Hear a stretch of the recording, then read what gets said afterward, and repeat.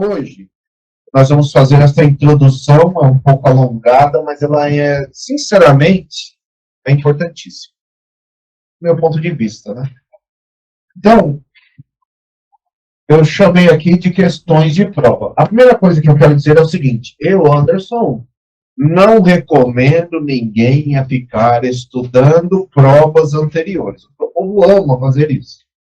Mas não sei se faz muito sentido. Faz sentido se você entender a aula de hoje. Aí faz sentido. Mas se você entender a aula de hoje, esse momento da aula de hoje, você tem que entender o que está no edital. Aí tem essa complicação de entender o que está no edital. Porque se você souber pensar nesta estrutura que nós discutiremos aqui hoje, aí faz todo sentido. Olhar provas anteriores. Porque eu falo para não estudar, ficar olhando, estudando provas anteriores.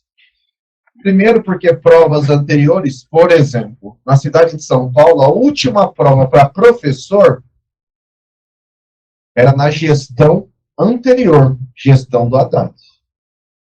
Então, Haddad já não é mais prefeito aqui há um bom tempo, e agora nós temos duas gestões de outra visão. Ok, Anderson, é Piaget, Vygotsky, Vallon na base? É sim, Piaget, Vygotsky, Vallon. Só que a leitura de Piaget, Vygotsky, Vallon para cada pessoa é diferente. Por quê? Até esses mesmos autores dizem, tudo depende da vivência, de como você se relaciona, se interrelaciona, das suas interações ao longo da vida. Então, falar de Piaget num governo, nesse sentido, no governo anterior é um Piaget mais aberto, um Piaget com mais possibilidades. Falar de Piaget na atual gestão é um Piaget mais fechadinho. Então, é a visão piagetiana, mas são interpretações diferentes do Piaget. Um outro exemplo eu queria dizer assim, governo do Estado de São Paulo também é de base piagetiana. Mas nós temos dificuldade em encontrá-lo nas escolas do Estado. Assim como temos dificuldade nas escolas da Prefeitura. Mas cada gestão olha, lê e estrutura esses autores de um jeito, porque não existe neutralidade, né? Nós já fizemos aqui a aula do Paulo Freire, fizemos.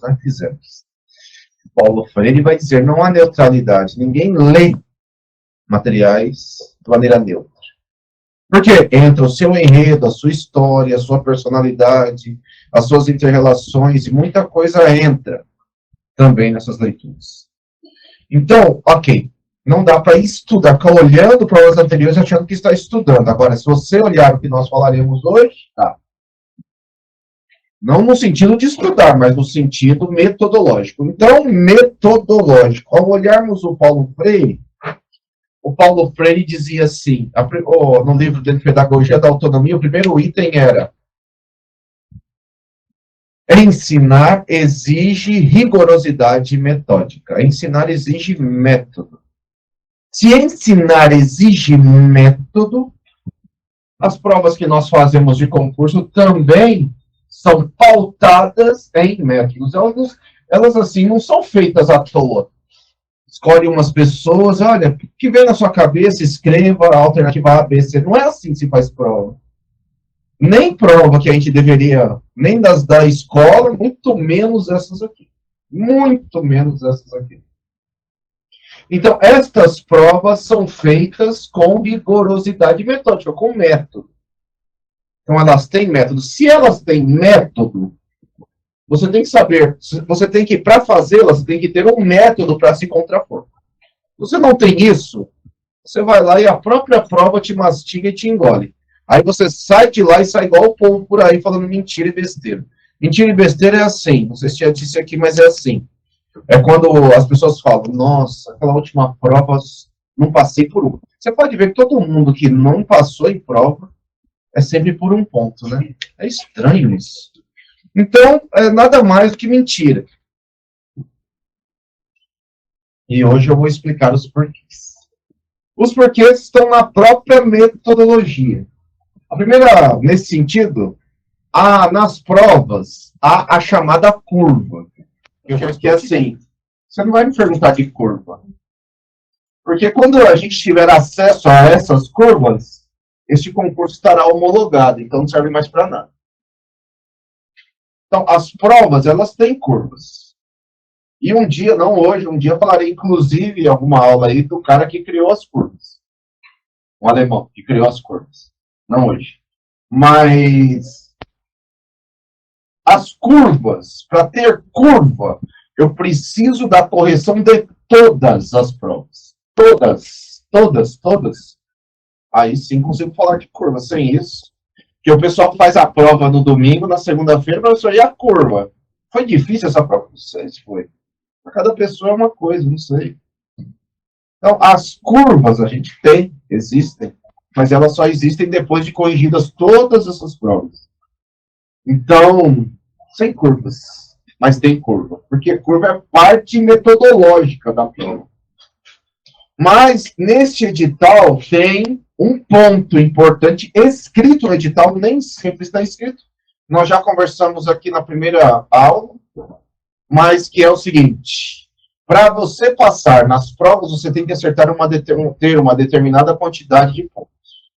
Como inicialmente você tem uma, duas, três provas, duas realizadas no mesmo dia em janeiro, duas realizadas no mesmo dia em janeiro, que é a prova objetiva e a prova discursiva, você tem que ter, essas provas valem, todas elas valem 100,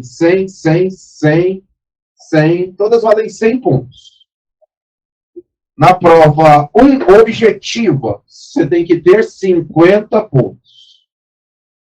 E não zerar em nenhum dos 3 módulos. A prova está dividida em 3 módulos. A prova 2, discursiva, que é a prova dissertativa. Discursiva, você vai escrever 2 questões dissertativas, cada uma, então, vale 50. Você tem que ter 50 pontos. Não é todo concurso que é assim.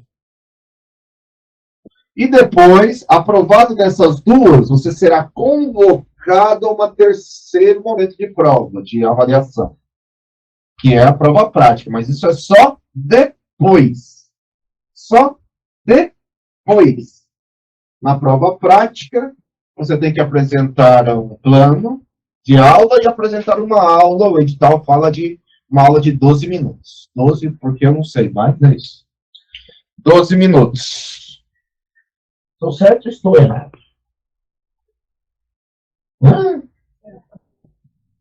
Você vai morrendo que eu. Beleza. Eu estou morrendo, mas vocês estão aqui. A prova prática, juntando as duas, 50-50, juntando as duas. Nessa aqui você tem que ter 60. Tem essa diferença. Então, esses números aqui não é todo concurso que tem. Quando tem, já há uma dificuldade, que há uma dificuldade do professor, pensando em de 0 a 100, né? 50 seria de 0 a 10, seria 5. Quando você faz prova de concurso valendo assim, um pouco assim, tem que tirar 5, os professores já começam a sambar de largar. Por isso é bom a gente refletir quando nossos alunos na aula, nossa aula, tirarem 5, quando eles tiverem nota 5, a gente querer matá-los, chamar a mãe, o pai, o avô, a terceira geração que já morreu da criança. Porque nós temos dificuldade. Nós temos dificuldade. E tem uma questão talvez a mais no concurso. Não é porque você vai acertar metade que você passa, né? Neste caso aqui, nessas aqui. Aqui acerta metade e vão ler a sua discursiva. Aí você acerta metade, aqui leram a sua. Então você passou nessa, vão ler a sua discursiva. Aí você tirou mais de 50, aí você poderá ser convocado para a prova prática. Mas o poderá ser convocado é uma incógnita. Porque vai chamar o número de vagas do FACE. 1.270 vezes 6 para fazer esta prova prática aqui. Mas os empatados em último, né? Os que empatarem com o último também vão. Às vezes são milhares de pessoas. Às vezes não, mas às vezes são milhares de pessoas. Então, pode ser que a exigência vá para além dos 50. É necessário estudar. Todos os dias, meia hora por dia, como tenho falado, e falarei até o fim da vida. Assim será. Sim é, assim será. Sim é, assim será. Então, o edital mostra este processo, isso é incomum. Porque tem provas que não dizem isso, né? Aí a quantidade de aprovados tende a ser mais alta. Mas nessa daqui o número já é baixo de largada, porque fala assim, ó, 1.270 vezes 6. Se você fazer uma conta, você vê que o número é baixo. Então, precisa estudar todo dia, meia hora por dia, sábado aqui comigo, já é bastante tempo por dia. Mas não é para você pegar esse tempo e dividir na semana. Na semana é mais meia hora amanhã, mais meia hora depois de amanhã, mais meia hora e assim sucessivamente. Bom, nos últimos 20 anos, as provas elas estão sobre uma estrutura do campo da matemática, do campo da lógica matemática. Este campo da lógica matemática é chamado, conhecido no mundo inteiro, a teoria dos jogos. Teoria dos jogos nada tem a ver com jogo de videogame ou de xadrez ou nada disso. Teoria dos jogos é uma área da lógica matemática. Então, a teoria dos jogos traz um conceito, né, um conceito lógico que é, dependendo da tradução, é tri ou tre, né? Que é a teoria da resposta, melhor isso daqui, ao item. Ou, algumas outras traduções vão trazer assim, teoria da resposta ao erro, que é o que nós olharemos aqui, mas é a mesma coisa. A teoria da resposta ao item, ou teoria da resposta ao erro, a primeira coisa que se apresenta é a impossibilidade do chute. Então, a prova é organizada numa lógica que evita o chute. Nos últimos 20 anos, não tem prova que se organize, não é que não tem uma ou outra que não, mas a maioria quase todas, e quando ela não se organiza assim, ela indica no edital. Que as provas se organizam assim. O que isso significa? Então, por exemplo, questão 1, pode ser a questão 1. Aí, a questão 1 tem lá o enunciado, letra A, letra B, letra C, letra D, letra I. Nossa prova, está escrito no edital, terão cinco alternativas. Uma delas é 100%. O que está escrito na visão do edital é a correta. Significa que as outras são incorretas? Erradas? Não. Significa que as outras têm porcentagens da escrita, metade, menos, botar porcentagens menores, 20%, 30%. Uma é correta, está aqui, esta é a correta. Estará no gabarito. Mas outras, elas não são exatamente erradas. Elas trazem porcentagens de correção. Essas porcentagens de correção é porque vai entrar o mecanismo da teoria. Um mecanismo da teoria é a primeira coisa, é dizer assim, esses itens são intercruzados. O que é intercruzado? No item 1, na questão 1, o assunto é X. Este assunto X vai aparecer de novo. Então, de repente, pode ser às vezes na sequência, pode ser lá na 30, pode ser em outro lugar, sei lá, na questão 12, qualquer lugar. É o mesmo assunto. O mesmo assunto. Vamos dizer que, sei lá, o assunto aqui, sei lá, é Paulo Freire, alguma coisa da teoria do Paulo Freire. Lá na 12 também é. Às vezes até escrito de outra forma, mas também é. Por que tem que ter o intercruzamento para verificar se você chutou ou não? Porque se você veio na questão 1, às vezes são 2 e às vezes são 3. Às vezes são 2 e às vezes são 3 questões. Às vezes até mais, mas geralmente, no mínimo 2, 3. três, mínimo duas, três, intercruzadas. Assunto, mesmo assunto. Então, se na número 1, você foi na de 100%, e na número 12, a sua escolha na letra foi uma de 20%, o que isso significa? Significa que desse assunto você não sabe, você sabe bem mais ou menos. É isso que significa. Dá para entender isso? Quando tem 3, ainda fica mais fácil, né? E se na terceira você chutar numa de baixa porcentagem também, significa que desse assunto você nem sabe. Que essa aqui foi chute mesmo. Dá para entender? Isso significa que a questão, olhando o cômputo geral, com o escopo, resultado de todas as provas, a questão tende a valer menos. Por isso é impossível você chegar e falar, depois de uma prova de concurso, não passei por um. Porque pode ser que você tenha, talvez, dependendo do assunto que é, você tem que acertar duas, talvez mais. Duas na música. Agora, se você está indo nas de 100% ou de altas porcentagens, então significa que não é chute. Então, a seta se inverte, né? Vale mais. Dá para entender? Tranquilo? Portanto, a prova tem metodologia. Teoria da resposta ao item ou teoria da resposta ao erro. Que é para verificar se você tem chute ou não.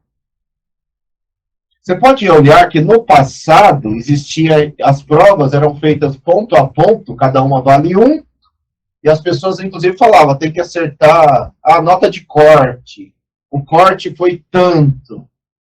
Hoje em dia, só depois de corrigidas todas as provas. Mas depois de corrigidas todas as provas, você não precisa mais dessa informação. Você não precisa mais dessa informação. Você não precisa mais dessa informação. Acabou já, ouvindo. Dúvidas até aí? Um outro item é o seguinte. Questão 1. Nessa questão 1. Qualquer uma, né? Todas elas, a mesma coisa. Você, na questão 1, nesse primeiro... Depois de corrigidas todas as provas, você foi e respondeu a que está no gabarito. Você respondeu a que está no gabarito. Vamos dizer que 10 mil pessoas fizeram a prova. Só um número redondo, só. A Prefeitura de São Paulo, a gente sabe que às vezes o número chega a 100 mil pessoas. Mas depois de corrigidas todas as provas, todas, eles vão verificar o seguinte, matemática. Item 1, questão 1. Das 10 mil pessoas que fizeram a prova, de todo mundo que fez a prova, 10 mil, estou arredondando. 10 mil pessoas que fizeram a prova, 90 mil acertaram e foram na letra C. O que significa? Significa que esta é uma questão fácil. Considerada fácil. Por isso, considerada fácil, vale menos. Considerada fácil, vale menos. Agora, o contrário. 10 mil pessoas fizeram a prova. Apenas, 1.000 acertaram, foram na letra C, no item 1, letra C. O que significa? Questão difícil. Considerada difícil. Não é que ela é difícil porque pensaram nela como item difícil. Ela é difícil porque o resultado apresentou-se difícil. Esta valerá mais.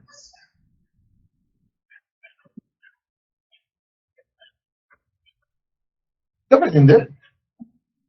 Se a prova tem método, qual é o seu? A primeira coisa a ser dita do meu ponto de vista, mas eu só estou dizendo assim, agora vou começar, de certa forma, a dizer a contra-metodologia. Ela tem isso e tem outras coisas, vão aparecer daqui a pouco. Além disso, tem outras coisas. Se elas têm método, você tem que ter contramétodo. A primeira coisa, você pode seguir o que eu vou te falar ou você pode ter o seu. É uma escolha de cada um. É que eu acho que o meu já comprovei que dá certo. Então, mas tenha um. Pode ser esse que te falarei agora, pode ser outro. Uma coisa que às vezes me perguntam é assim, Anderson, faço primeiro as objetivas e depois as dissertativas ou faço o contrário? Primeiro a escrita e depois faço primeiro a escrita porque a cabeça está mais descansada. 4 horas e meia de prova. 4 horas e meia de prova. Faço primeiro escrita, que a cabeça está mais descansada, e depois faço objetiva. Do meu ponto de vista, o método é, você primeiro faz as objetivas, A, B, C, D, E, as 60. No nosso caso, 60. E depois, na reta final, você faz as duas dissertativas. Serão duas dissertativas. Mas, só eu te dizendo, né? Se você quiser fazer outra coisa, faça outra coisa. Primeiro as objetivas. Depois as duas discursivas. Por quê? Porque depois de você ler todas essas 60 questões, você vai ter uma noção de temas, de ações que a FGV, neste caso, pensou. Outra coisa, 4 horas, a prova dura 4 horas e 30 minutos. Vamos reservar 1 hora para fazer as duas discursivas. Que não é exatamente muito, mas é suficiente. 1 hora para fazer as duas discursivas, portanto, meia hora. Quando fala 1 hora, é ela pronta, de caneta azul ou preta, na folha final, na folha de respostas, né? Então, Anderson, você faz as coisas? Não. Então, aí, nesse sentido, cada um tem a sua estratégia, né? Eu, Anderson, nunca fiz as coisas na vida. Mas, lá na prova, lá que tem as linhas, eu coloco os assuntos que eu vou tratar, em cada parágrafo. Mas esse é objeto para outro dia. Das 4 horas e meia, eu reservaria 1 hora. Meia hora para uma, 20 linhas. Aparentemente 20 linhas para uma, 20 linhas para outra. Isso não está bem escrito no edital. Mas aparentemente é isso. 20 linhas, 20 linhas. 20 linhas, 20 linhas. Meia hora para uma, meia hora para outra. Portanto, sobrou 3 horas e meia. 3 horas e meia. Quantos minutos isso dá? 210 minutos. 3 horas e meia, 210 minutos. Para fazer a prova objetiva, A, B, C, D, E. Escolher 60 questões. Agora é mais difícil fazer a conta. 210 dividido por 60 questões, quanto dá? 3. 18. Dá 3 e? 3, exatos 3,5. 3 minutos e meio para responder cada questão. Isso também é pensado. Porque qualquer concurso, você pode fazer conta. Ele pode até não ter a prova escrita. Pode fazer conta. Pode pegar qualquer edital e fazer conta. Concurso você vai ter provas com que você faz a conta, vai dar 3 minutos. Quando der 3 minutos, o que significa? Tem significado. Porque a prova é feita em método. Toda. Não vai cair na cabeça do cara e da pessoa, da mulher, da pessoa, e ela sai, escreve uma questão e põe qualquer coisa. Não é assim. Ela tem uma série de critérios metodológicos. E o tempo também é. Quando uma prova, você faz a conta, dá 3 minutos por questão, significa? Tem significado. Qual o significado? Textos curtos. Quando der 3 minutos na conta, textos curtos. A prova, você faz a conta, dá 3 minutos. Se der 3 minutos, os enunciados são curtos. Se você faz, são 3 alternativas que tem. Faz a conta, dá 4 minutos, cada questão 4 minutos, enunciados muito longos. Aparecerão enunciados muito longos. No nosso caso, aparentemente, descontando o tempo para fazer as 2 discursivas, 210 minutos dividido por 60, 3 horas e meia. 3 minutos e meio cada questão. 3 horas e meia, 3 minutos e meio cada questão. Qual o significado? Enunciados de tamanho médio. Enunciados de tamanho médio. Acho que semana passada nós avançamos aqui e olhamos uma, não foi? Essa aqui, né? Acho que foi isso. A cabeça tá... Essa daqui seria assim, uma de enunciado curto, um enunciado curtinho. Mas daqui a pouco você vai ver que tem outras de tamanho médio. Tamanhos médios. A maioria nessa prova aí teve tamanho médio.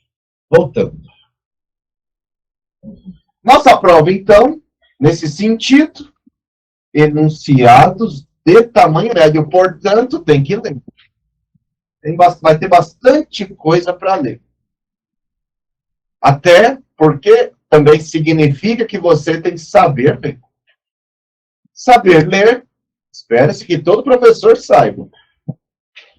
Mas ler não é passar os olhos, Paulo Freire, ler não é passar os olhos em cima das palavras. Que ler, todo professor lê, agora entender é outra coisa. Uma prova que tem, então, um tamanho, enunciados médios. Tem que ler. A prova ainda será daqui a 3 meses. Portanto, há tempo de ler. E aprender a ler. Estudando todos os dias, meia hora por dia. Se você não faz, melhor não ir lá perder tempo nessa prova. Enfim. Então, essas estruturas estão todas pensadas. Dúvidas? Questões? Porém? Bom, metodologia. Se você olhou, ela tem isso, tem aquilo, agora sim.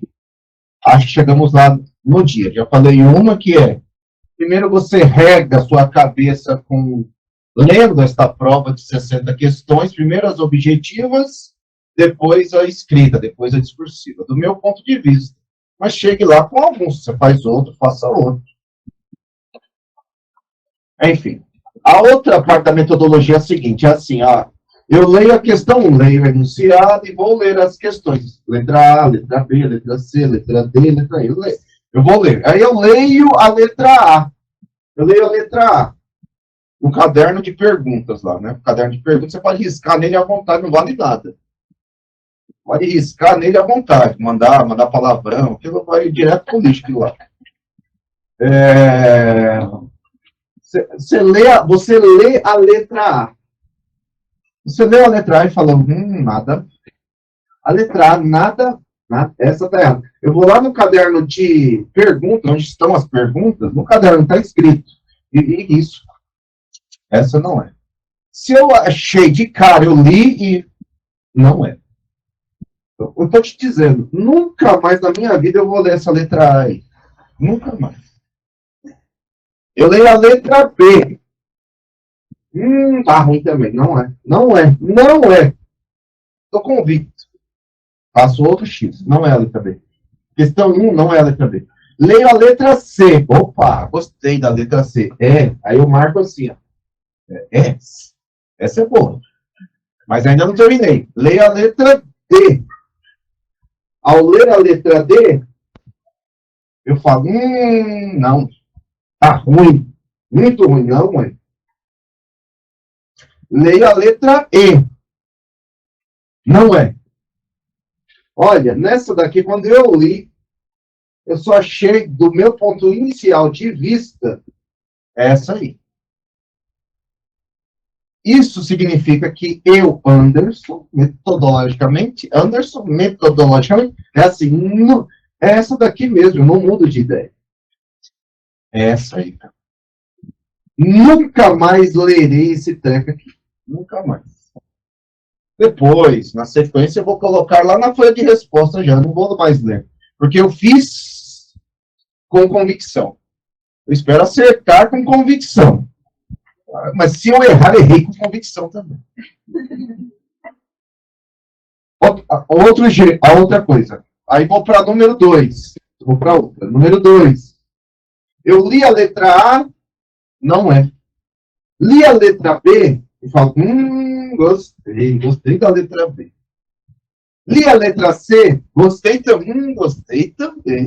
Boa. Li a letra D, não gostei, X. Li a letra E, não gostei, X. Fiquei com 2. Nessa daqui eu não vou ficar, eu não vou ficar lendo nem relendo, não agora. Não agora.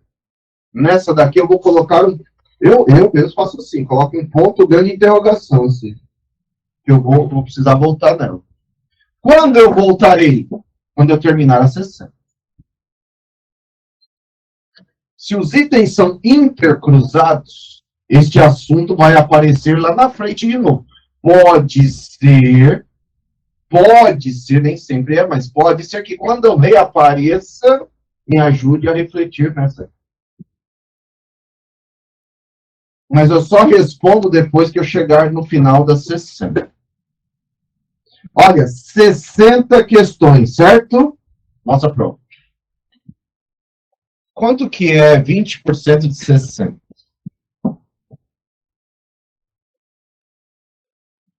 12. Vamos pensar, então, um pouquinho mais. 25. 15. Uma prova de 60 questões. Até 25% você deixou pendurado, ou seja, até 15. Você está indo bem nessa prova. Para o bem ou para o mal. Pode ser um bem também que você errou tudo, mas você errou com convicção forte. Você não iria bem de jeito nenhum. Mas a tendência é ao contrário, é você estar segura. Se você, até 15, você deixou assim, ó, com um ponto de interrogação pendurado, você está indo bem nessa prova. Agora começa a chegar a 18, 20, você já fala, é melhor ir embora, né? Você já está tendo muita dúvida, né? Com muita dúvida, aí você agora começa a depender um pouco da sorte. Deu para entender isso? Isso daqui, eu não estou falando para você ficar fazendo isso, nem aquilo. Só estou te falando assim, a prova pode ser feita com método. Para te dar segurança, ou inclusive para você falar, olha, dessa vez não deu, tem que estudar mais. Desde o dia lá, desde o momento que você está fazendo. Desde o momento que você está fazendo. Então, às vezes a dúvida surge em 3, né? Às vezes você olha assim, gostei da B, gostei da C, gostei da D. Legal. Vá para a próxima, termine a 60, depois você volta nas dúvidas. Até 15 de 60, quando nós teremos 60. Se você deixar até 15 pendurados, você está indo bem nessa prova. Está indo bem nessa prova. Parece bobo, mas não é. É metodologia. Voltando à teoria da resposta ao item, então, aí agora no PowerPoint, aí, na apresentação. Se você souber ler, interpretar, você também consegue trabalhar as questões. Mas para você conseguir ler, interpretar, você precisa entender bem o edital. Sem isso, não adianta nada. Então, a teoria da resposta ao item, ou teoria da resposta ao erro, ou dentro da teoria dos jogos da matemática, quando, nesse caso, nosso caso é a FGV, quando a FGV contrata as pessoas, ela vai passar toda a metodologia da prova para a pessoa elaborar as pessoas elaborarem as questões, que serão revisadas, inclusive, mas as pessoas que estão elaborando questões, que não é uma, nem duas, nem três, é um monte de gente, essas questões, elas têm distratores. O que é o distrator? A palavra distrator é algo para te distrair. E é algo para te distrair. Então, os distratores indicam alternativas incorretas às respostas. Portanto, essas porcentagens que eu tinha colocado aqui, ó, elas não são assim, ao léu, elas são pensadas. Elas são distratores, que pode ser uma palavra, um conjunto de palavras, uma sentença. Distratores indicam alternativas incorretas à resolução da situação do problema proposto. E olha, mas os distratores, essas respostas A, B, C, elas devem ser plausíveis. Não é qualquer coisa que eu escrevo lá. O cara que escreve, a pessoa que escreve, ela escreve coisas plausíveis. Portanto, do campo da educação. Desde o início eu fico enchendo o saco. Olha, nosso concurso é Piaget, Vygotsky, Valon. Piaget, Vygotsky, Valon. Pitadas do Paulo Freire. Piaget, Vygotsky, Valon. Né? Aí tem gente que está indo lá correr, depois me pergunta, Anderson, cadê o livro do Piaget no edital? Não tem, não estou falando isso, Jesus Cristo. Até porque esses caras são antigos. O que tem no edital são os seus discípulos. O que tem no edital são os seus discípulos. Então, são pessoas que pensam nessas linhas. Não eles mesmos, né? Porque eles escreveram já há muito tempo, né? É muito antigo, né? Para esses autores, essas respostas, para esses autores é assim, a resposta está num outro campo, entendeu? É correto, mas é outro campo de educação. Talvez um exemplo a partir de uma autora que nós vimos aqui. Na primeira aula que nós tivemos aqui, nós vimos a Mantoan. Deixa eu ver se é isso que eu queria dizer. Nós vimos a Mantoan. Aí a Mantoan, enfim, trouxe lá o que ela pensa sobre a inclusão de pessoas com deficiência. Num determinado momento, a Mantoan escreve, né, no livro dela, alguma coisa assim. Tá na apresentação lá também. É assim, não é a criança que deve se adaptar à escola. É a escola que deve se adaptar à criança. Portanto, o que ela está dizendo? Que aquele primeiro processo que a gente vê na educação infantil, eu sou diretor de uma escola de educação infantil, estou lá na escola, a primeira coisa, a criança é nova, começo do ano, a criança chega à escola, uma criança que é nova naquela escola. Qual que é o primeiro processo que nós estamos ultimamente submetendo as crianças? Adaptação. E no edital, a professora, né, a escritora, a professora, está dizendo, não é a criança que se adapta à escola, é a escola, é o contrário. E é a escola que se adapta à criança. O que ela está dizendo? Que a palavra adaptação não é isso que acontece. Porque a primeira coisa que a gente está fazendo com as crianças é adaptá-las à rotina da escola. Isso daí não é Piaget. Isso é outro campo do pensar. Por exemplo, outro campo do pensar é o Skinner. É Skinner.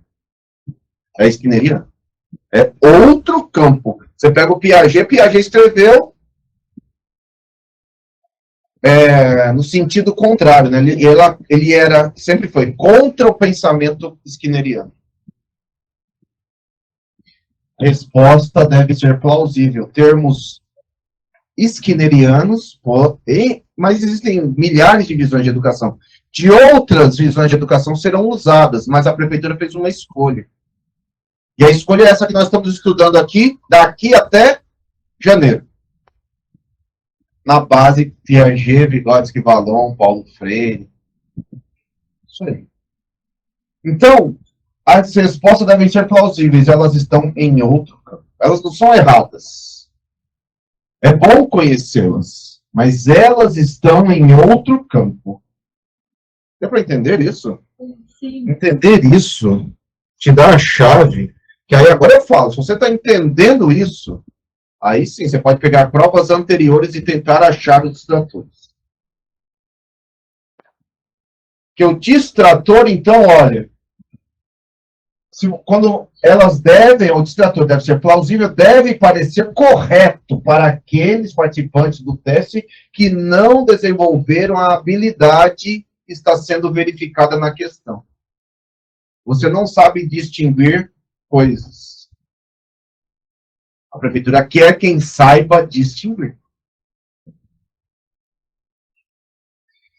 Isso significa que o distrator plausível deve retratar hipóteses de raciocínio utilizadas na busca da solução.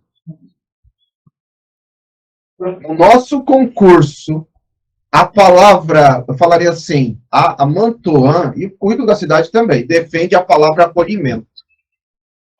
As crianças devem ser acolhidas. É complexo também, mas não tem adaptação. No sentido de ser relógio. Aliás, você mexe em tempos e espaço, toda essa coisa deve ser mexida. Você vai a inúmeras escolas, você encontra, sabe? O pessoal chama de linha de tempo. Linha de tempo tem nada a ver com Piaget, nada a ver. Tem ou não tem? A educação infantil, eu estou falando. Tem ou não tem? O que é linha de tempo? Alguém tenta explicar para mim? Não sei. Mas é alguma coisa assim, não é? Te dão 1 hora na segunda-feira para você ir ao parquinho. É isso ou não? Rotina. Rotina fechada não é piagetiana. Rotina fechada não é piagetiana. Então, veja. Rotina fechada é muito skinneriana.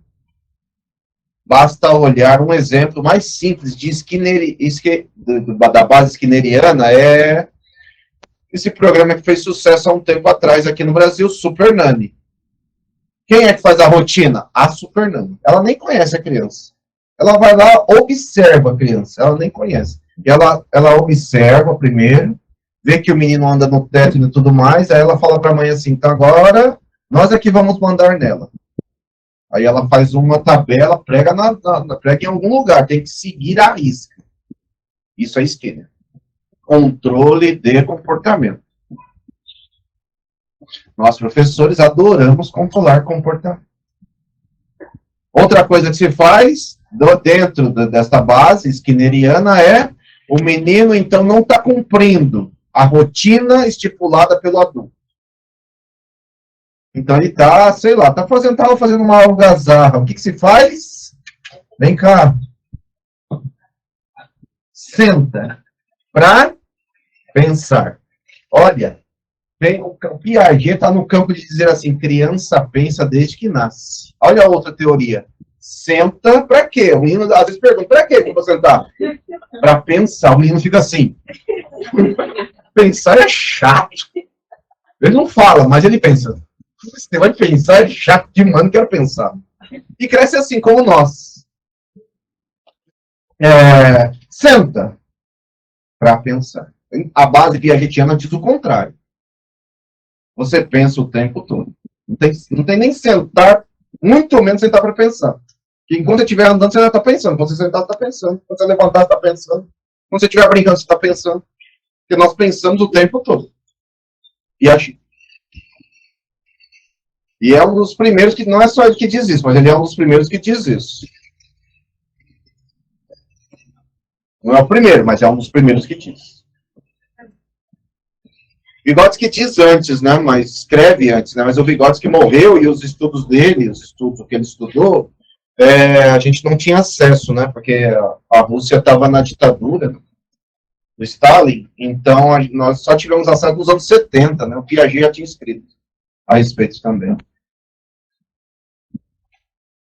Então, só depois que morre o Stalin, que a gente começa a ver algumas coisas da Rússia, e a gente só vai conhecer o O Vygotsky, mais de 30 anos depois da sua morte.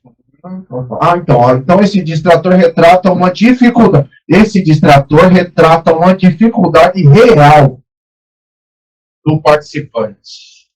E uma grande parte das coisas que são pensadas para ser colocadas como distratores são mitos da educação, entende?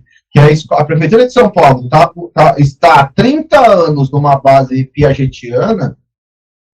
Na visão piagetiana, essas outras visões, elas são mitos, portanto, elas são erros.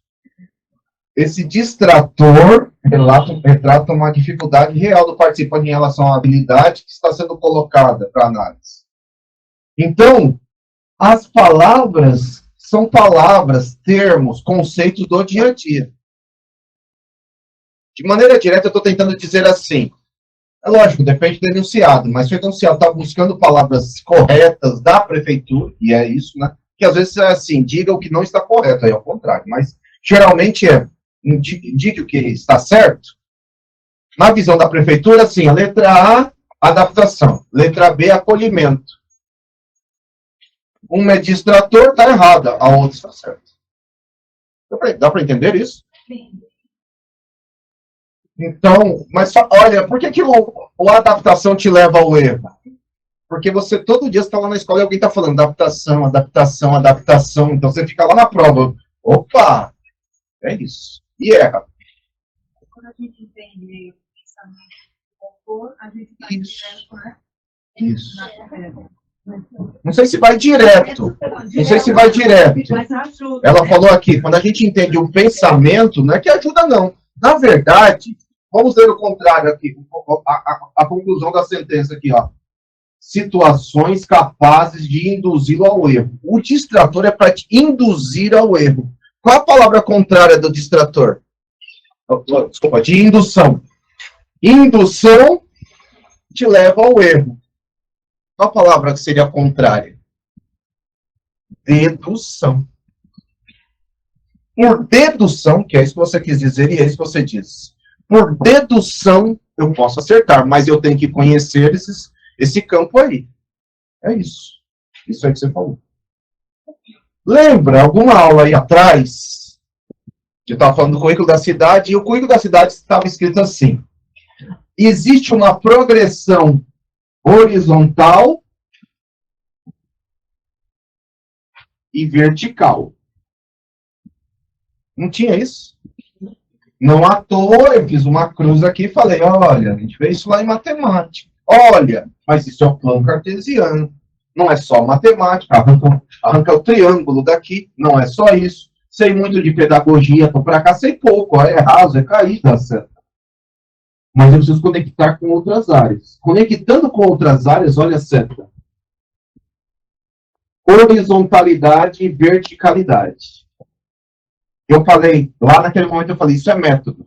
Estou dizendo a mesma coisa agora. Indução, dedução. Deu para entender? Indução, dedução. Dedução. Indução te induz ao erro. Dedução te conduz ao acerto. Portanto, método.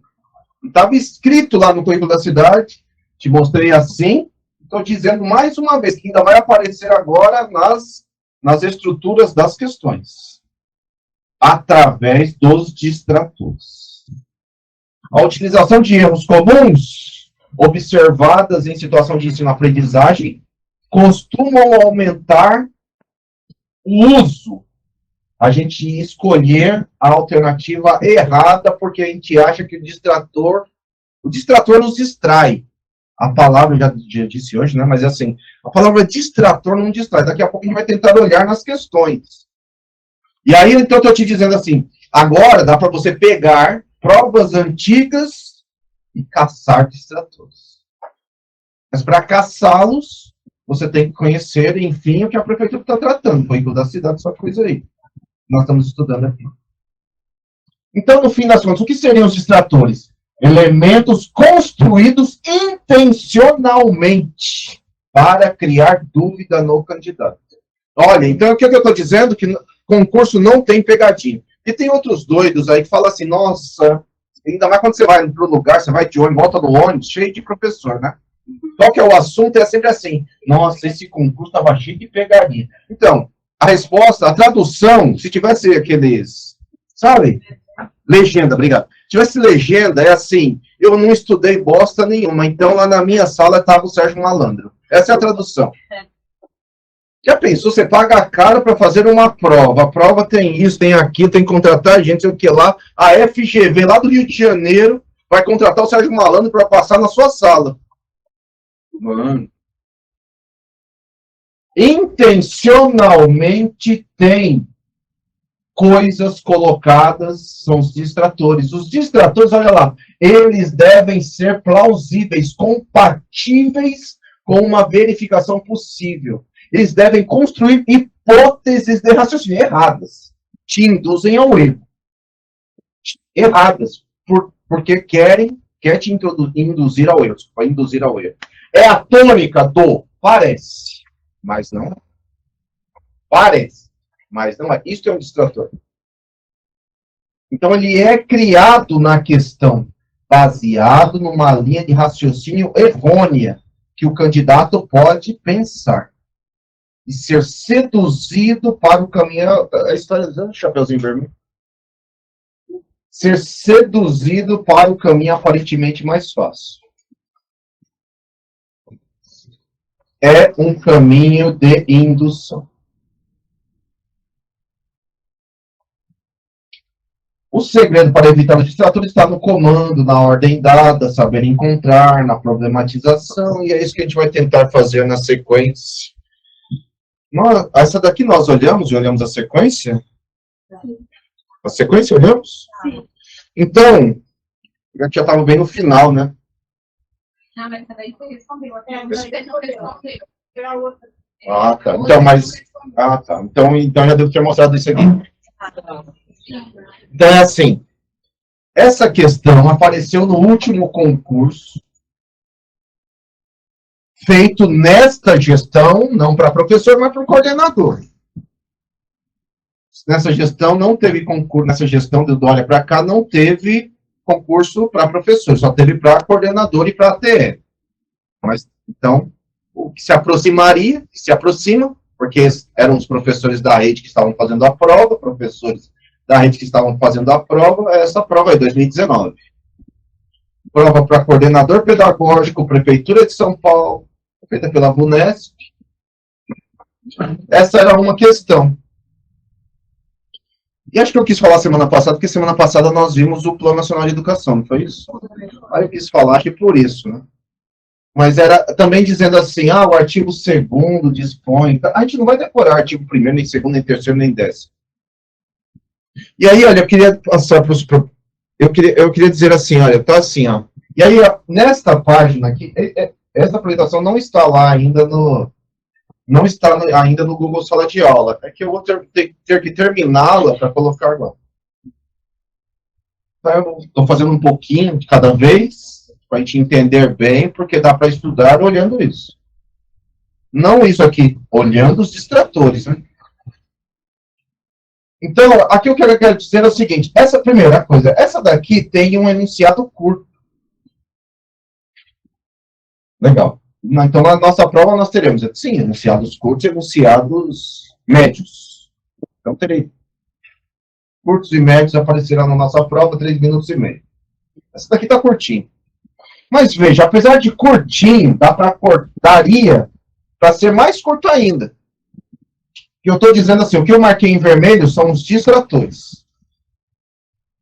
Então, no enunciado, olha, dá para cortar metade do enunciado ali.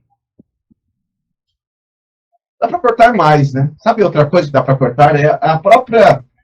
Esse começo aqui, ó. A Lei Federal número 13.005/2014 aprovou o... Pode cortar também. O que eu preciso saber? O Plano Nacional de Educação, artigo 2º... Nem o artigo 2º eu preciso, né? Porque eu não vou decorar. Mas tá bom. O artigo 2º dispõe sobre as diretrizes do plano, entre as quais consta uma delas aí. Aí eu não lembro mais como nós fizemos aqui, mas era um pouco assim, só eu dizendo. Fizemos sim, lembrei agora. que era assim, tecnologias como prioridade. Esse é o distrator. A prioridade no Plano Nacional da Educação é acabar com o analfabetismo. Tem outras lá, mas olha, tem outras lá. Outra está aqui também. Tem outras lá, mas nenhuma delas fala, nem de tecnologia fala. Nem de tecnologia fala. Aqui no Brasil a gente gosta de falar assim, não, tem que ter computador para os meninos. Tem países muito mais avançados que o nosso, que escolas não são conectadas. E vão bem. As nossas são e vão mal. As nossas são e vão mal. Então não é isso que garante. Não é ter a tecnologia que garante. Deveria garantir, mas ainda não garante. Mas aqui, olha, eu estou dizendo, tem distrator não enunciado. Que eu estou te dizendo assim, olha, talvez você nem precisasse ler tudo isso daí. O que acontece com muitas pessoas? A pessoa já lê assim, Lei Federal número 13.000, a pessoa já fica assim, 13 mil, 13 mil, 18 mil, 37 mil. E o tempo passando. 3 minutos e meio para responder. 13 mil? Essa aí, aquele fela da fruta do Anderson não falou essa 13 mil? Você fica assim. O que é o distrator? O distrator é isso. Que você olha para o negócio, lei 13 mil, e você fica lá, 13 mil, 13 mil. Te distraiu, já te pegou, já era. Eu estou dizendo assim, depois na versão final que eu vou colocar lá, não é agora, mas quando eu for colocar lá no Google Sala de Aula, eu vou marcar esse começo também, porque é distrator, que o pessoal lê. Ah, segundo Paulo Freire. Paulo Freire estava nesse concurso? Paulo Freire? Não lembro. Paulo Freire.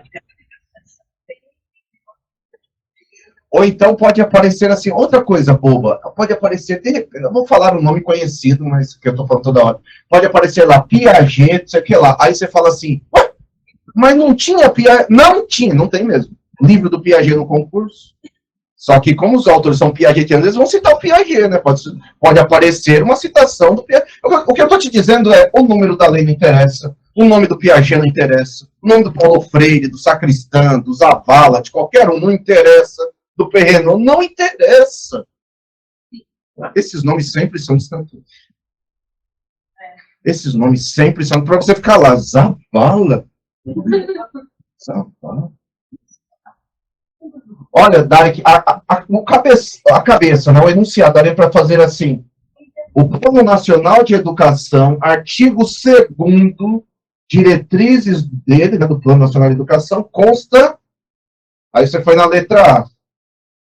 Não é que você decorou a correta, né? É que você sabe que tem termos aí que não está casando. Né?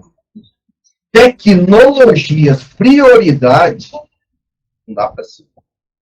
Aqui era assim, diminuição dos bolsões. A gente quer acabar com o analfabetismo em todo o Brasil. Não é aqui, ali, bolsão. Às vezes também aparecem assim, palavras que a gente não tem familiaridade. Que às vezes aparece o bolsão lá, a pessoa fica pensando, diminuir o analfabetismo no meu bolsão? A bolsa. Bolsa significa isso também, mas é um lugar, né? Um lugar, uma região regional. Região, não é erradicar no país, acabar no país, que nem vamos atingir. E é erradicar, não é diminuir. É acabar, não é diminuir, é acabar. Não dá para ser. Promoção do princípio de gestão para resultados. Olha, gestão para resultados não existe no país. E aí quem é desses, um pouco assim, tem uma visão mais direitista, vai falar, por isso que não funciona, mas não é isso. Não é isso. Porque nós não... O Plano Nacional de Educação, agora olhando lá o que é, o Plano Nacional de Educação, ele pressupõe metas, em especial, objetivos e metas, para 10 anos. E não resultados. E aqui, essa daqui, a gente falou assim, nasceu morta. Nasceu morta, porque no Brasil a educação é de base pública. Né? se privatizar fosse bom, o ensino superior privado seria maravilhoso, é uma desgraça. E eu estudei em universidade privada também. Então, essa daí, ó. Letra D. Enfim, aí na sequência aparece. E vamos para o próximo. Essa daqui, então, que nós só olhamos assim, né? Sobre o ensino. Essa daqui não estava neste concurso. Essa daqui eu trouxe porque duas alunas fizeram perguntas diferentes sobre esta questão. Então, eu resolvi colocar essa de outro concurso anterior, da prefeitura também, mas não esse de coordenador. As outras todas são, só essa daí que não. Então, o enunciado é assim, é de concurso anterior, para professor mesmo. Sobre o ensino religioso na rede municipal de ensino na cidade de São Paulo. De acordo com a legislação vigente, assinar a alternativa correta. Olha, há um distrator já no enunciado. Apesar de ser muito curto, é muito curtinho o enunciado. Tem coisas lá no enunciado que não servem, que já são distratores. Que é aquele pedaço ali, olha. Sobre o ensino religioso na rede municipal de ensino da cidade de São Paulo. Porque sabe por quê? Porque você fica assim, ó. Nossa, eu estudei. Lá na prova, 3 minutos e meio, você fica assim, nossa, eu estudei na escola da prefeitura. Nunca vi esse ensino religioso. Nunca vi. Nunca vi. E não viu mesmo, porque a decisão da cidade de São Paulo é por não ter. A decisão da cidade de São Paulo é por não ter. Então, aquele trecho, aí você fica se perguntando por que você não teve, você fica lá perdido, assim. Então, aquele trecho ali, a rede municipal de ensino da cidade de São Paulo, ensino religioso, não tem. Aquele trecho é distrator. Então, por quê? Mas lá na prova, não é para você ficar fazendo isso, né? Na prova, o distrator se aplica aqui embaixo, ó. Lá em cima é bom você localizar coisas, mas não ficar perdendo tempo localizando coisas, né? Você tem que localizar aqui, na A, B, C, D e E. Daria para fazer lá a cabeça dizendo assim, sobre o ensino religioso, de acordo com a legislação vigente, que é a LDB e a Constituição. Alternativa correta, só isso aí. Só isso aí. Agora, aquela parte ali, ensino religioso, na rede municipal, aqui em São Paulo, não tem. Na verdade, até tem.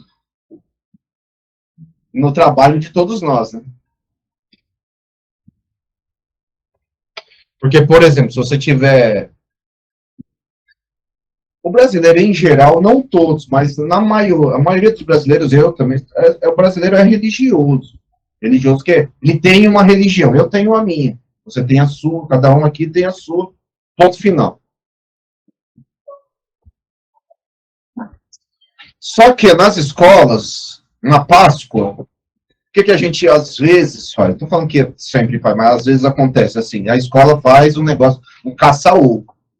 Caçar ovo de Páscoa, ovo de chocolate, essas coisas, é Páscoa cristã.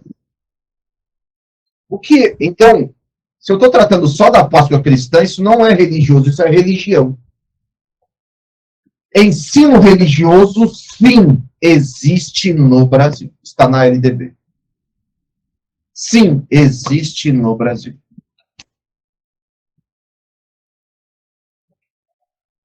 Deu para entender? Em São Paulo a gente não vê, porque a decisão do Conselho Municipal da cidade de São Paulo é por não oferecer. Mas a recomendação é que os professores trabalhem em ensino religioso, e não religião.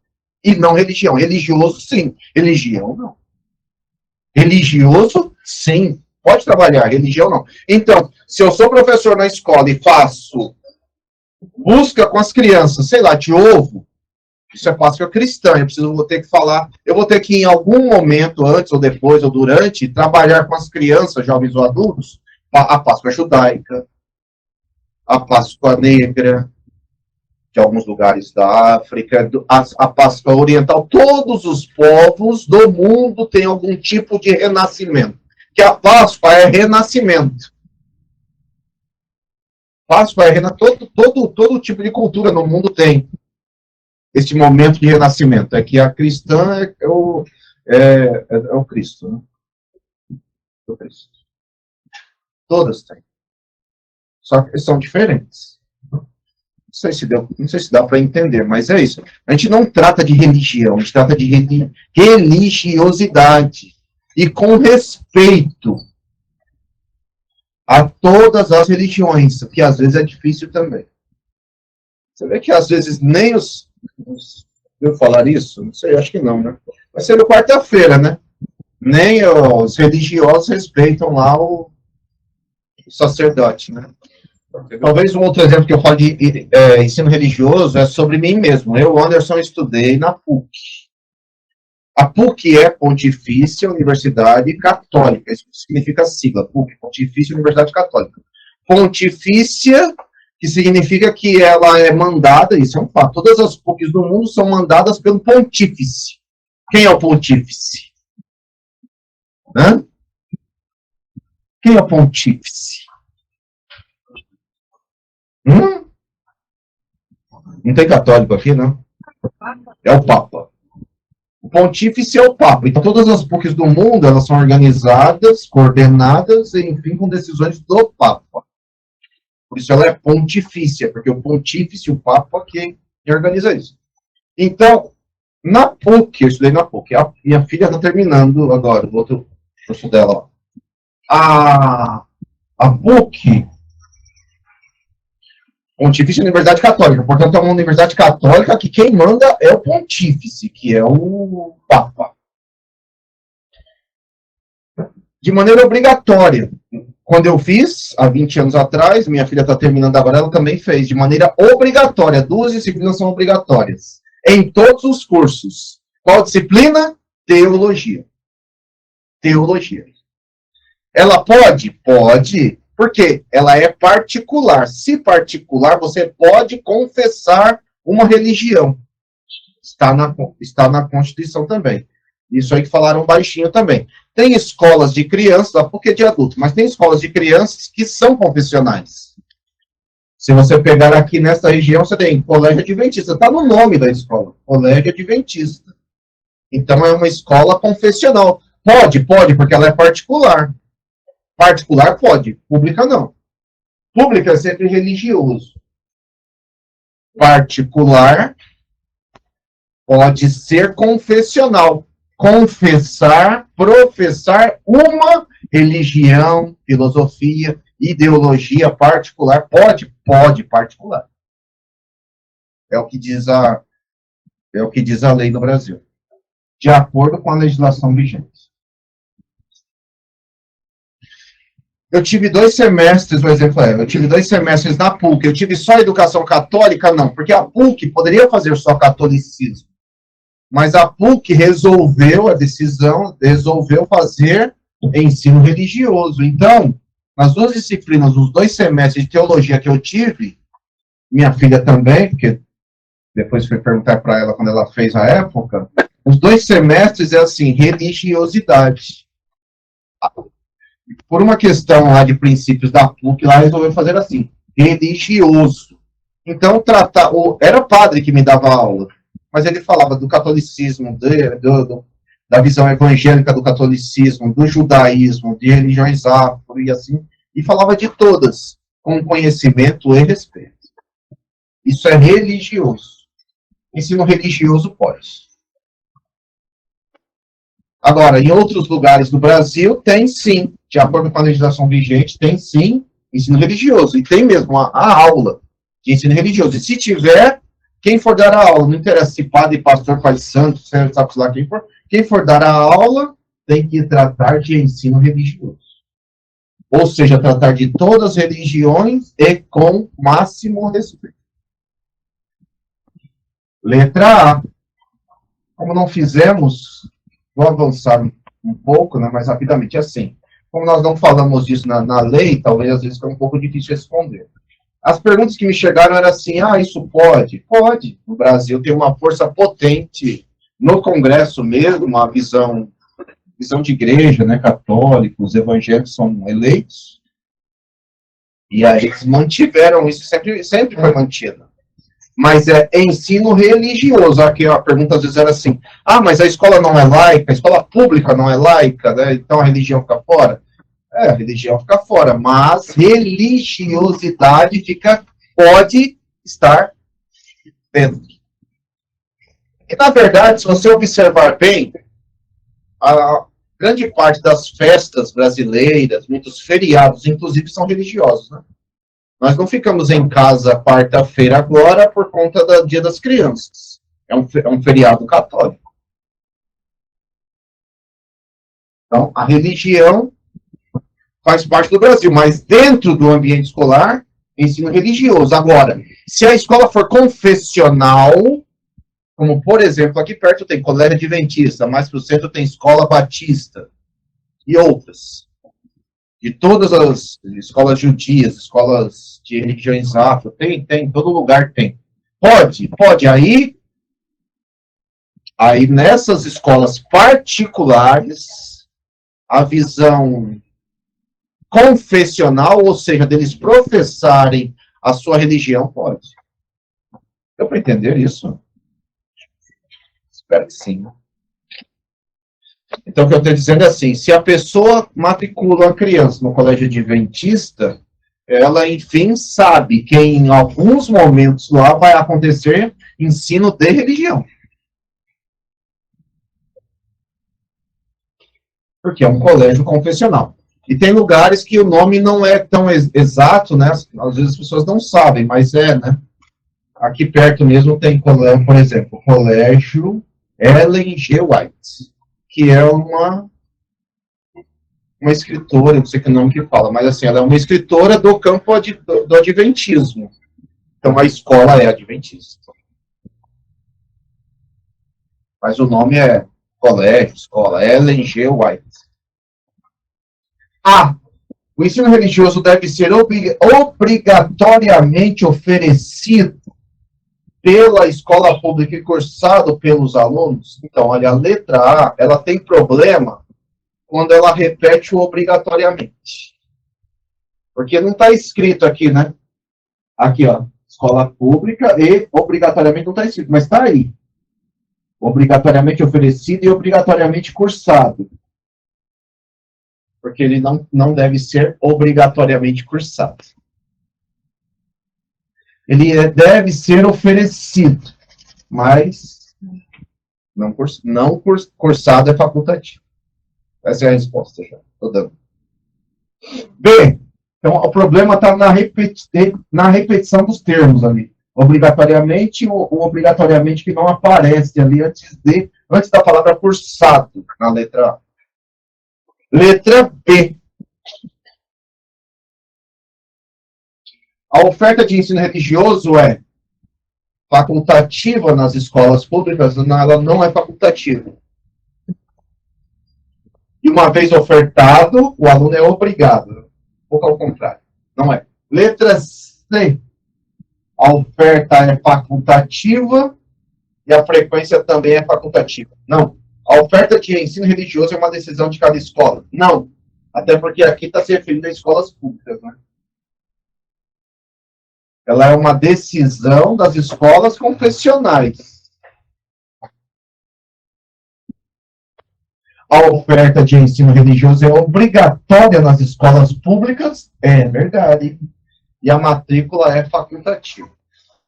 Essa é a resposta aí. Eu não vou falar para a gente ficar caçando aqui, mas eu queria trazer essa daqui só para dizer assim, que é os distratores, né? Se você sabe a questão, se você sabe que você viu em algum momento, você encontraria os problemas aí. Ali o problema da repetição, letra A, obrigatoriamente, não é obrigatoriamente, é obrigatoriamente facultativo. Não é facultativa e o aluno é obrigado, é exatamente o contrário. Facultativa não serve. D. Oferta de ensino religioso não é decisão de cada escola. Não é decisão de cada escola. Não é. Muito menos na rede municipal. A oferta, quando há, é obrigatória. A decisão cabe ao sistema de ensino. Nas escolas públicas. E a matrícula é facultativa. Tá aí a resposta? E para fechar hoje, essa daqui, né? Essa daqui é bonitinha. Um texto médio, isso aí. Um texto médio dos 3 minutos e meio. E tem umas que vai aparecer umas mais curtas, que é para você ganhar tempo. Mas aparece esse. Texto médio é um pouco isso. Texto médio é isso. Então vamos lá. Eu também acabarei respondendo antes. Segundo o currículo da cidade, ensino fundamental, língua portuguesa, é preciso que a unidade linguística básica do trabalho seja o texto. Pois é nele a materialidade do discurso. A língua encontra-se em funcionamento. Por encontrar-se em funcionamento, torna-se linguagem. Buscando concretizar o trabalho com textos, a instrução normativa, lei municipal, instrução normativa de 2018, esclarece a organização dos projetos de sala de leitura. Espaço de leitura, núcleo de leitura. Conforme esta instrução normativa, as salas e espaços de leitura terão, entre outras diretrizes, para sua ação pedagógica. E aí, qual você acha que é?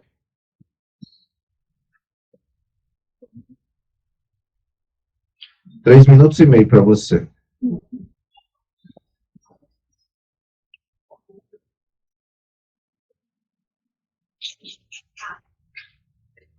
Ah, por quê? Ah, por quê? Outra? Nem leu aí. A pergunta eu já li, né? Vamos para lá, né, pessoal? Já li a pergunta. Daqui a pouco eu dou notícias tristes da pergunta. Daqui a pouco eu te darei notícias tristes da pergunta. A pergunta é enunciado, né? Tudo isso aqui. Eu te darei daqui a pouco notícias tristes. Tem pessoal que tá falando, não li nem a pergunta, quer dizer, tá distraído desde já. Então, toma cuidado. Nós estamos aqui, ó. Oi? Alguém falou outra letra? Oi? Alguém falou outra letra? A B. B? Por que a letra B? Porque a leitura do mundo é o que a gente vivencia, porque a criança vivencia, o adulto vivencia. A gente estava sempre ali, faltava, olhando, experimentando. Leitura do mundo, Então você está, nesse sentido, do que você falou agora. Você está correta. Agora sim, o que significa a palavra precedente? Hã? Não estou perguntando para ti, estou perguntando para todos nós. O que significa a palavra precedente, precede? Hã? O que significa? Deixa eu ver se tem respostas aqui do pessoal. B, Kátia, B. Só tem uma resposta. Respondeu igual a colega. Ela explicou assim, a leitura do mundo, como é que é? A leitura do mundo são as que as crianças fazem, Mas a pergunta agora é, para todos nós, não é para você não, para todos nós, o que significa essa palavra aqui, ó? Tem aqui, tem aqui. Hã? Oi? Mas lá na prova você não terá celular. Lá na prova você não terá celular. Que precede, tá bom, vai, vamos usar seu celular. Oi? Que vem antes. O que vem antes, a palavra ou o mundo? Então a letra B estava errada, né? A sua análise da leitura do mundo está correta, mas a palavra não vem antes do mundo. A letra B, com certeza, não é. Letra C. Textos que veiculem fábulas tradicionais. Então, a leitura depende de textos que veiculem fábulas tradicionais. Fábulas tradicionais são antigas. Elas revelam preceitos morais. Hoje, inclusive, nós questionamos preceitos morais. Não é que está errado. As histórias antigas... Escura aí, pessoal. As histórias antigas, se você ficar nessa, leia A e depois a gente não consegue localizar os problemas. E a gente está buscando localizar os problemas. Textos que veiculam em fábulas tradicionais. Nós trabalhamos textos antigos, La Fontaine, Chapeuzinho Vermelho, sim, todos eles. Mas no sentido de continuidade histórica e de saber que um dia nós partimos disso, mas hoje esses textos, eles são poucos para explicar a realidade do mundo atual. Então nós trabalhamos fábulas tradicionais, mas ela não é diretriz, outras diretrizes para a sua ação pedagógica. Não é só e não é a partir daí. Letra D da palavra introduzida pela leitura de figuras. A letra D falaria assim: leitura de figuras. Estou lá na sala de leitura, ensino fundamental. Os meninos, então, já estão ou alfabetizados ou em processo já final, processo de alfabetização avançado. A gente já não está mais nesse ponto aí. Cabe o início, talvez na educação infantil, crianças pequenas, 2, 3, 4 anos, tal. Talvez o exemplo que sempre dou sobre a leitura, a palavra introduzida pela leitura de figuras, o exemplo que sempre dou é o seguinte. Talvez há uns 10 anos atrás tinha uma propaganda na TV que dizia assim, que era assim, na TV, que era assim. A criança estava dentro de um carro e passando na rua assim, aí a criança passava por um lugar e falava assim, caixa. Aí andava mais um pouco, ela falava, caixa. Aí a irmã dele, na sequência a irmã dele falava, Dudu tá lendo. A pergunta é, Dudu está lendo? O código escrito caixa, não. Mas a figura, sim. A figura, sim.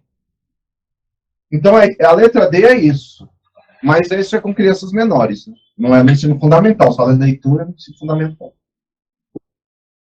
Então, não é a letra D. A letra E, textos isentos em relação a preceitos morais. Nada é isento em educação. Né? Isento. Nada é isento em educação. Muito menos os textos, que são as fábulas tradicionais, que carregam preceitos morais, também não são isentos. Eles foram muito bem pensados quando eles foram estruturados há 200, 150, 200 anos atrás. Portanto, está respondido, né? Aqui, na sequência, eu não marquei mais os distratores, né? Mas só vou tentar dizer o seguinte. Olha a questão. Escuta essa. Eu não estou falando que não é para você ler. Sim, é para você ler. Mas olha, esta questão quase inteira é um distrator. Porque sabe qual é a pergunta? Sim, mas calma aí. É isso aí. Mas é aqui, sabe? Desculpa, qual é a resposta? Eu falei errado. Sabe qual é a resposta? A resposta é Paulo Freire. Isso aqui é Paulo Freire. Vê se acha aí o Paulo Freire em algum lugar.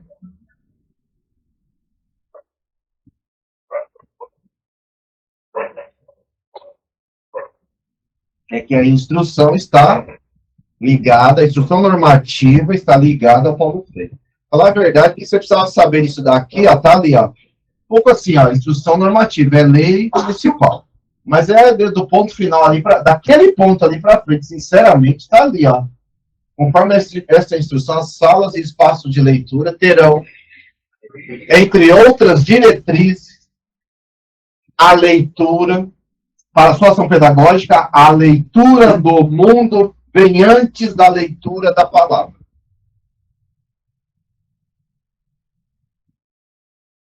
E o que ela falou ali sobre a leitura do mundo é correto. Mas nós primeiros lemos o mundo. Nós, aliás, não nascemos com um livro ou com as palavras, né? As palavras nós aprendemos ao longo do primeiro ano de vida. Oi, desculpa. É entender os termos que estão aí. Eu diria que o distrator, assim, principal é como foca na sala de leitura. Aí a gente já atualiza os livros na mente e já se distrai ali para a parte Isso aí. É sala de leitura. Estamos na EME. Enfim, que é um pouco assim, a instrução normativa lá na hora você não vai lembrar nem a pau. Mas nem a pau. Nem a pau. E outra, falaria até assim, às vezes, e existem palavras que você tem que ler de maneira cada vez mais ampla para entender que o que dizem as palavras. Lá na hora não vai dar para consultar no celular, né? Significa esse precedente, essa coisa, lá na hora você não tem onde consultar.